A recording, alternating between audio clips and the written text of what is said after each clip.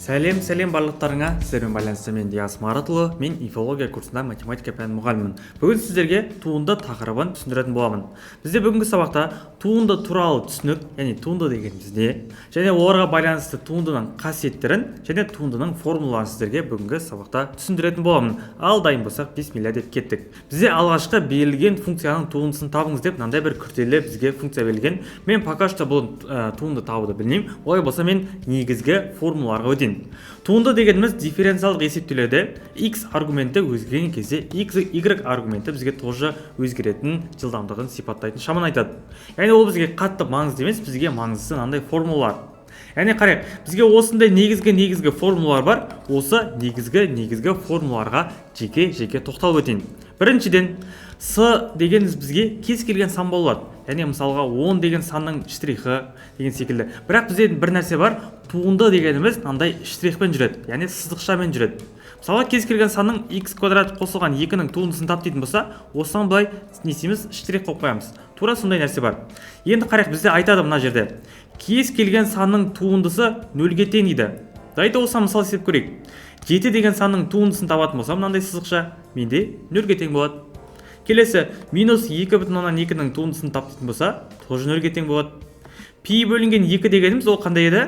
Бізге пи деген 3,14-ге тең. Демек 3,14-ті 2-ге бөлетін болсам, оның несі? Туындысы тоже 0-ге тең болады. Сонда бұл жерден қорытынды кез келген әшейін санның өзі бізге туындысы 0-ге тең болады екен. Келесі, дәрежелік функцияның туындысы. Яғни осы дәрежені айтпай тұрып, енді бізге x деген ұғым кірсін. Бізде x деген санның туындысы әр қашанда 1-ге тең болады. Сонда мынандай ереже. Бағана кез келген санның туындысы 0-ге тең, ал x-тің туындысы бізге 1-ге тең деген екі простой ұғым бар. Енді ары қарай дәрежеге көшетін болсақ, айтады, осы x деген санның, немесе x деген бір мәннің n дәрежесі болатын болса, осыдан туынды алсақ, бізге мына дәрежедегі тұрған сан алдына көбейтіліп, x-тің n деген дәрежесінен 1-ді азайта салсақ болды екен. Дайда соған байланысты мына есепті шарт қойып. X-тің 2,5 дәрежесі болатын болса, не деп айттым? Мына 2,5 деген дәреже алдына көбейту болып өтеді. И одан кейін барып дәрежесін істейміз, 2,5-нан 1-ді азайтып тастаймыз. Сонда 2,5 көбейтілген 2,5-нан 1-ді азайтсақ, бізде 1,5 деген дәреже қалады екен. Келесі енді айтады, түбір асты x-тің туындысы қандай? Түбір асты x-тің туындысы дегеніміз біз дәрежелер қасиеті бойынша білеміз. Ол қандай еді? Түбір асты дегенім x-тің 2-ден 1 деген дәреже, дұрыс па? Демек осы 2-ден 1 деген дәрежесі бізге бүйтіп барады, алдына көбейтіліп түседі туынды тапқан кезде. Тура мына есеп секілді, мына n деген дәреже алдына көбейтіліп түссе, дәрежесі де тоже алдына көбейтіліп түседі. Сонда 2-ден 1-ді көбейтемін, x-тің 2-ден 1 дәрежесінен 1-ді азайтып тастаймын.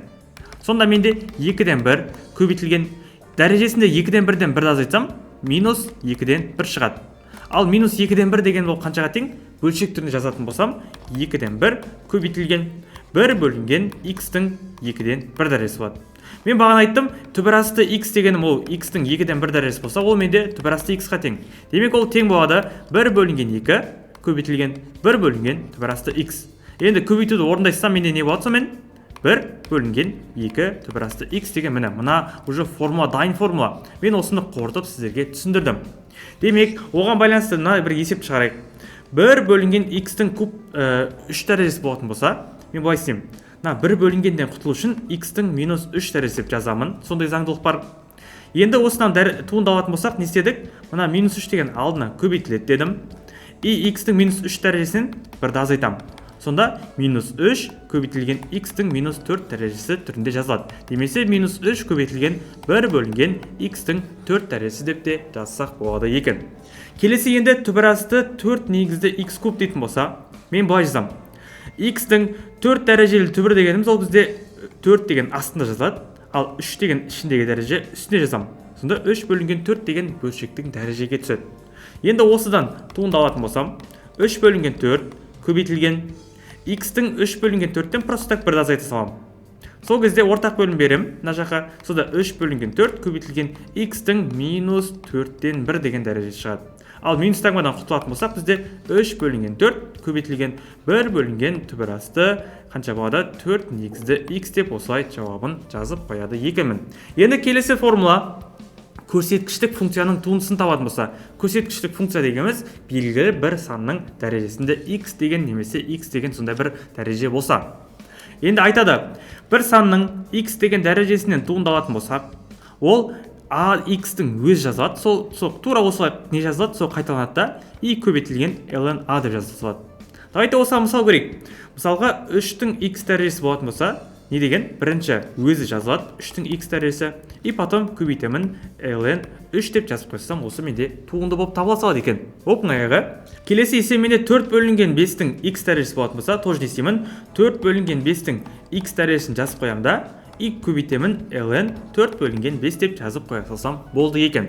Бізге тағы да айтады, e-нің x дәрежесі e-нің x дәрежесінің өзіне тең дейді. Демек осылай өзіне не болады? Тең болып қалады екен. Ол бізде тоже не болады? Белгілі бір формуланың мәні болады. Кеттік келесі. Енді бізде логарифмдік функциялардың туындысын есептеп көрейік. Айтады, логарифм a негізді x болатын болса, ол бізге 1 бөлінген x ln a-ға тең дейді. Ал сіздер логарифм деген тақырыпты түсінбейтін болсаңыздар, осы каналда бізде алдыңғы бөлімде логарифм тақырыбын толық түсіндірген болатын, сол жақтан түсініп алсаңыздар болады. Дальше ары қарай жалғастырайық. Сонда бізде айтады, 1 бөлінген x көбейтілген ln a болып просто так жазыла салады дейді. Давайте осыны шығарып көрейік. Міне, логарифм 2 негізді x-тің туындысы болатын болса, мен не істедім? Просто так 1 бөлінген деймін. Мынау сияқты x көбейтілген ln a деген сөз, ln мына 2 деген сан болатын болса, ln 2 деп жазып қоя салады екен. Болды, все, бұдан артық керек емес. Келесі мынаны шығарып көрейін. Логарифм 2-ден 1 x болатын болса, не істедім? 1 бөлінген деймін да, мына тұрған x-ті көбейтемін, и оған көбейтемін, мына жақта ln мына 2-ден 1 болатын болса, ln 2-ден 1 деп осылай бізде туындысы шыға салады екен. Ал тағы да бірдеңе айтады, мысалға мына жақта ln x-тің туындысы бізде қаншаға тең дейді? Просто так 1 бөлінген x-қа тең деген бізде осы формуланы жаттап алсақ болды екен. Келесі енді менде туындыға байланысты формула бар, яғни көбейту, қосу, азайту, бөлу болса, ол қалай шығарамыз дейді. Давайте былай істейік. Мына формуланы қарайық. Айтады, белгілі бір кез келген a деген сан болатын болса, мысалы a деген сан, ол u деген функцияға көбейтіледі. Яғни u деген бізде кез келген болады, бағана алдыңғы есепте секілді. U бізде не болады? Логарифм a негізді x болады. U бізде мысалға a-ның x дәрежесі, яғни кез келген функция болады, u деп қойғанбыз. Просто так u деп қысқаша жазамыз. Егер белгілі бір a деген санымыз u-ға көбейтіліп тұратын болса, оның туындысы a деген санның өзі жазылады екен, ал жанына u-дан ғана туынды алады екенбіз. Давайте қарайық. Мысалға, мына жерде 5 көбейтілген 2-нің x дәрежесі болатын болса, біз не істейміз? 5 деген санның өзін жазып қоямыз, көбейту қылып, и 2x дегеннен бөлек туынды аламыз. Сонда 5 деген өз жазылады, ал 2-нің x дәрежесі деген алдыңғы формулада өттік қой, бізге дәрежелік. Ол 2-нің x дәрежесі өз жазылады да, и жанына ln 2 деген просто так не істейді, көбейтіле салады. Болды, все, бұдан артық керек емес. Келесі мына екінші формуланы қарайық. Бізге айтады, белгілі бір u деген функциямен v деген екі функция екеуі қосылса, немесе азайтылса, онда екеуінен жеке туынды алады екенбіз. Қарайық мына жерде. 3-тің x дәрежесі қосылған ln x-тен туынды алатын болсақ, не істедік? Жеке, мысалы 3-тің x дәрежесінен бөлек туынды аламыз, ln-нің x дәрежесінен бөлек жеке туынды алады екенбіз. Сонда 3-тің x дәрежесінің туындысын білемін, қандай еді? 3-тің x дәрежесінен ln 3-ті көбейте салам. Потом қосу, ln x-тің туындысы бағана қандай еді? 1 бөлінген x деген бізде формула береді. Все, болды міне. Мынандай менде жауап шыға салады. Сонда мына алғашқы функцияның туындысы бізге мына мәнге тең болады екен. Келесі енді мына 3-ші және 4-ші формулаға қарайық. 3-ші формулада айтады, u деген функциямен v деген функция көбейтіліп осының туындысын табатын болсақ, былай жазылады екен. uv деп екі жазасыздар, uv қосылған uv деп, и просто біріншісіне туынды қоясыздар, и соңғысына туынды қоясаңыздар болды екен. Давайте шығарып көрейік осыған байланысты. x квадрат қосылған e-нің x дәрежесінен туынды ал дейтін болса, мен не дедім? Бірінші x квадрат көбейтілген e-нің x дәрежесі қосылған x квадрат көбейтілген e-нің x дәрежесі деп өз-өзін екі рет жазып аласыздар. И потом мына біріншісіне туынды қоясыздар, и соңғысына туынды қойсаңыздар болды. Сонда бірінші x квадрат дегеннің туындысы қандай еді? Дәрежесінде тұрған 2 деген сан алдына көбейтіліп, x-тің 2 дәрежесінен бірді азайтатын еді. Сосын көбейтемін e-нің x дәрежесі қосылған, мынау бар еді, келесі x квадрат жазылады, e-ның x дәрежесі ол өзіне тең болатын туындысы. Демек, e-ның x дәрежесі деп жазып қоямын. Енді қарайтын болсақ, 2 көбейтілген 2-ден 1-ді азайтсам қанша? Менде x-тің 1 дәрежесі көбейтілген e-ның x дәрежесі қосылған x квадрат көбейтілген e-ның x дәрежесі. Айтты осы жерден e-ның x дәрежесі дегенде жақшан сыртына шыға жейін ортақ көбейткіш ретінде. Сонда e-ның x дәрежесі шығып кетсе, менде 2x қалады, қосылған мына жақта тек қана x квадрат деген не қалады, мәніміз қалады екен. Сонда мына функцияның бізге туындысы e-ның x дәрежесі ex қосылған x квадрат деген шыға салады екен. Келесі бізге төртінші формула егер бөлу болатын болса, u функциясын v функциясына бөлетін болсақ, былай жазамыз. uv азайтылған uv дейміз да, бөлінген v квадрат деп, біріншісіне және соңғысына туынды қоясақ болды екен. Давайте көрейік. Бізге бөлшек сызамыз, мынаның туындысын тап дейтін болса, бірінші не деймін? X куб логарифм 2 негізді x жазамыз. Азайтылған x куб логарифм 2 негізді x деп өз-өзін 2 рет жазып қоямыз. И бөлшектің астына логарифм не тұр? Астында не тұр? Сол кезде логарифм 2 негізді x-ті тоже квадраттап жазып қоя саламын. Енді есептеймін. Енді мынаған туынды қоям, и соңғысына туынды қоям деп айттым. Сонда x кубтың туындысы менде 3 алдына түсіп, 3-тен 1-ді азайтсам, не шығады? Дәрежесінде x-тің 2 дәрежесі қалады. Оны көбейтемін логарифм 2 негізді x-қа, мына жақ бөліп қоя салайын. И потом азайтылған x кубтың өзі жазылады да, мынаның өзі жазылады. И логарифм 2 негізді x-тан туынды аламын. Ол қандай еді? Просто так бүйтеміз де 1 бөлінген дейміз. Мына жақта x көбейтілген ln 2 деп жазып қойсақ болды еді. Дайын формула бар. И бөлшектің бөлімін логарифм 2 негізді x-тің просто так бізге квадраты түрінде осылай жазып қоя салады екенбіз. Все, енді бізге осыған байланысты бірнеше мысал есептерді қарастырып көрейік. Айтады, берілген функцияның туындысын табыңыз дейді. X-тің 8 дәрежесі 3x6 қосылған 4x минус 5 болатын болса, давайте шығарайық. F от x-ке штрих қоямыз, тең болады.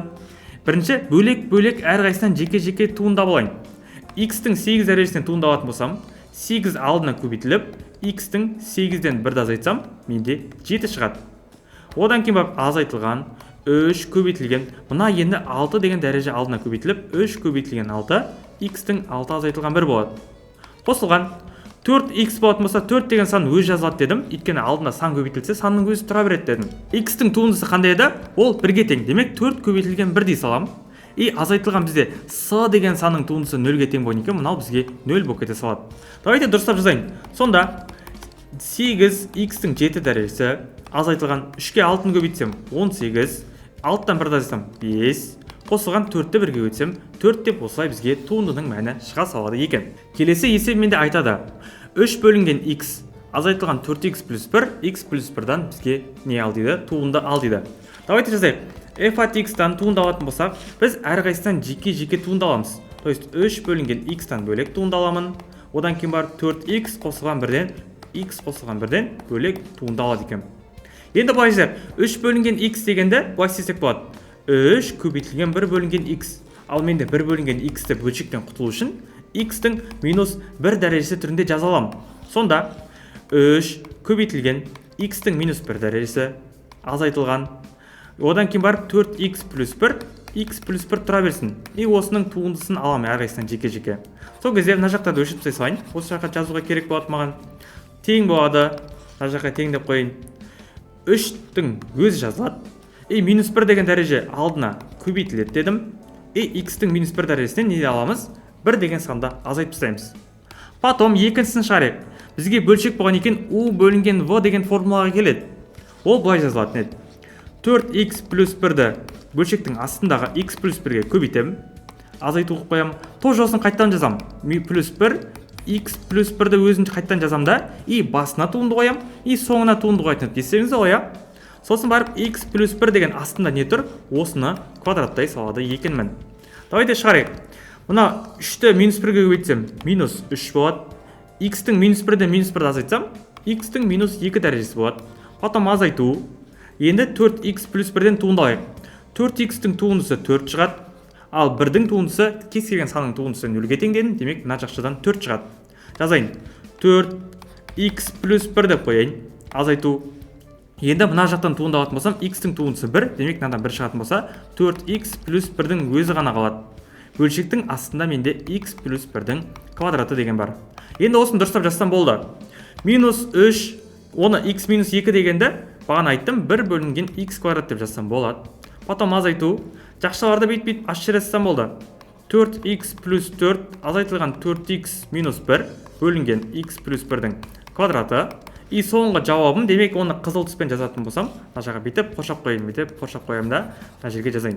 Тең болады минус 3 бөлінген x квадрат, мынаны жаздым бірінші.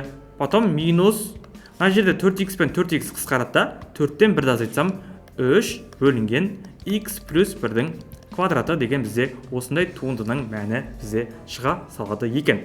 Давайте енді осы видеоның басында бір есеп көрсеткенім, ол қиын есеп. Давайте соны бірге шығарайық. Айтады, x-тің 8 дәрежесі осындай төбірасты бірдеңе деген өрнекті шығаратын болсақ, әрқайсысынан не істейтін едік? Жеке демек туындап шығамыз. Былай жеке. Сонда f от x-тің штрихі тең болады. x-тің 8 дәрежесінен туындасам, 8 деген сан алдына көбейтіліп, 8-ден 1-ді азайтсам 7 болады. Потом азайтылған 3-ті 6 болатын болса, 6 алдына көбейтіліп, 18 x-тің 5 дәрежесі болады.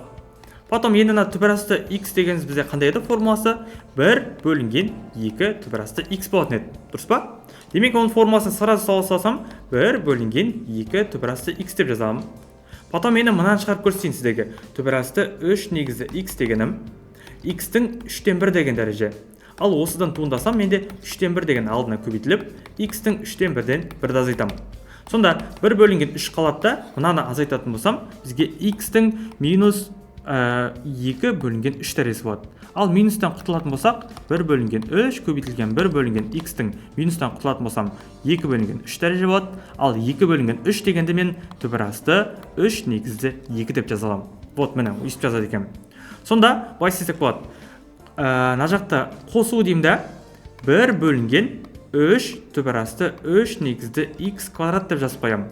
Потом қосылған логарифмдікі қандай еді бізде? Логарифм болатын болса, просто 1 бөлінген дейміз да, x көбейтілген ln 5 деп қоямыз. Формулаға салсам. И қосылған 1 бөлінген, мысалға 1 бөлінген 3x дегенде 3-тің былай жасап болады. 1 бөлінген 3-тің x-тің минус 1 дәрежесі деп, x-ті ғана біз неседік бөлшектен шығарып алдық. Сонда осыдан туындалатын болсам, жеке 1 бөлінген 3 минус 1-ді алдына шығарып көбейтереді, и x-тің минус 2 дәреже. Ол дегенім минус 1 бөлінген 3-ті көбейтемін, x-тің минус 2 дегеніміз ол 1 бөлінген x2, получается менде 1 бөлінген 3x квадрат деген шығады. Сонда минус, бізге минус 1 бөлінген 3x квадрат деген бізде осындай туындының мәні менде шыға салады екен. Ортақ бөлім шығарсақ та болады, негізі ортақ бөлім берудің керегі жоқ. Бізге не істейміз? Осылай ғана бізде жауап ретінде қабылдана береді екен. Енді бізде соңғы нәрсе бар, енді күрделі функцияның туындысы деген нәрсе бар. Ол не десеңіздер, бізге логарифмнің ішінде функция кіріп кетеді, синус кіріп кетеді, косинус, аркосинус деген секілді тағы да басқа көптеген формулалар бар. Ол бізде күрделі функцияның туындысы деп аталады. Мысалға қарайтын болсақ, синус квадрат x, мысалға бірінші оны синустан бөлек туындалам, потом оны квадратынан бөлек туындалам деген секілді. Ал одан кейін барып ln-нің ішінде косинус x тұратын болса, немесе 3-тің дәрежесінде синус куб, одан кейін бар ішінде 4x деген бізде күрделі функциялардың туындысы болатын болса, оларды да шығаруға негізгі формула бар. Егер де осындай күрделі функцияның туындысын тапқыңыз келетін болса, бізде инфология деген курс бар. Ол математикадан және информатикадан ОБТ-ға дайындаймыз. Яғни бізде 8-706-621-22 деген нөмірге WhatsApp-қа жазсаңыздар, немесе хабарлассаңыздар, сіздерге менеджерлер жауап беретін болады. Осындай пайдалы видеоларды өткізіп алмау үшін каналға тіркел, лайк бас және де комментарий жазуды ұмытпа. Сіздермен бірге болған мен Диас Маратұлы. Келесі сабақта кездескенше сау болыңыздар.